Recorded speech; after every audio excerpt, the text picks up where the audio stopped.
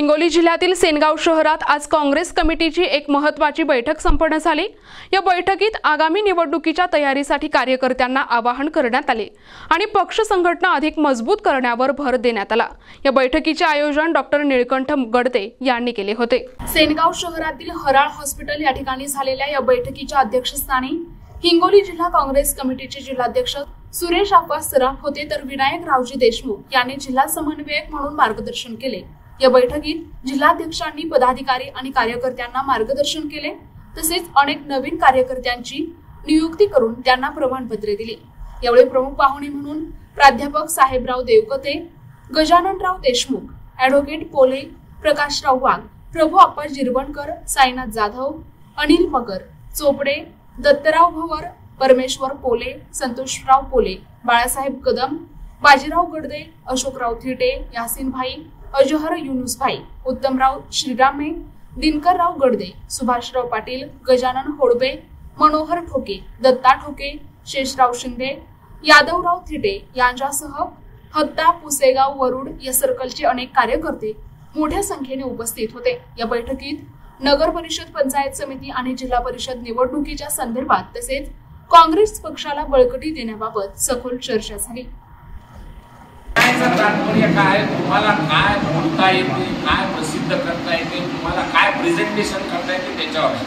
आणि हे काम माननीय मोदीजींनी 14 मध्ये केलं। टीव्हीमध्ये आपल्या घरातलं माझ्यासारखा 4-4 पिढ्याचा काँग्रेसी, पण माझं पूर्व म्हणायला मोदी दिसायला त्या टीव्हीवर, माझा नातू म्हणायला, माझा भाऊ म्हणायला लागला। म्हणजे जे ज्याच्या रक्तात काँग्रेस आहे, की 4थ्या पिढीला माझं पूर्व 5व्या पिढीला आहे। स्वातंत्र्याच्या पहिल्यापासून आम्ही काँग्रेस सोबत आहोत, काँग्रेस सोबत राहू, परंतु आमच्या घरी काय आलं ते लेकरवाले टीव्ही मोदीत दिसायला, कारण की त्यांनी माध्यम खरीदलं, मीडिया खरीदला आणि सगळ्या लोकांना प्रदर्शित केलं की फक्त हेच आहे, 15 लाख रुपये मिळणार, अमुक होणार। हे आता नेहरूजी जाऊन किती वर्ष झाले, गांधीजी जाऊन किती वर्ष झाले, परंतु त्यांच्याविषयी काहीतरी एखाद्या स्त्री सोबतचा फोटो असला की हे आयास कोण म्हणणार, अमुक म्हणणार, टमुक म्हणणार। म्हणजे माणसाच्या गोष्टी कशा त्याला खालच्या दर्जाचं दाखवायचं हे वेचून काढून ते प्रसिद्धी करणार आणि स्वतःला चांगलं म्हणण्याचा प्रयत्न करणार।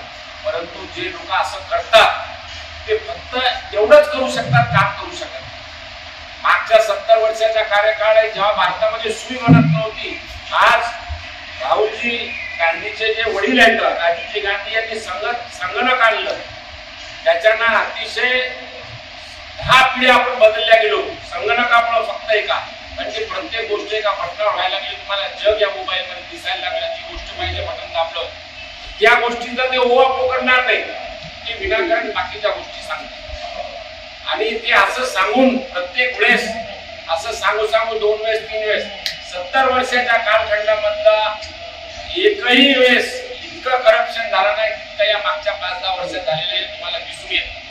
आमचे गजाननरावजी आता एक साधं उदाहरण दिलं त्यांनी, कुठलाही अधिकाऱ्याच्या बापाच्या छातीवर जाऊन बसलं तुम्ही, त्याच्यातून इतकं काळागिर झालेलं आहे की त्याला तुम्ही जर म्हणजे गुपचूप मुकाट्याने काम करण्याचे तुम्ही फाईट पडतो तर त्याच्या बापाला करणं भाग।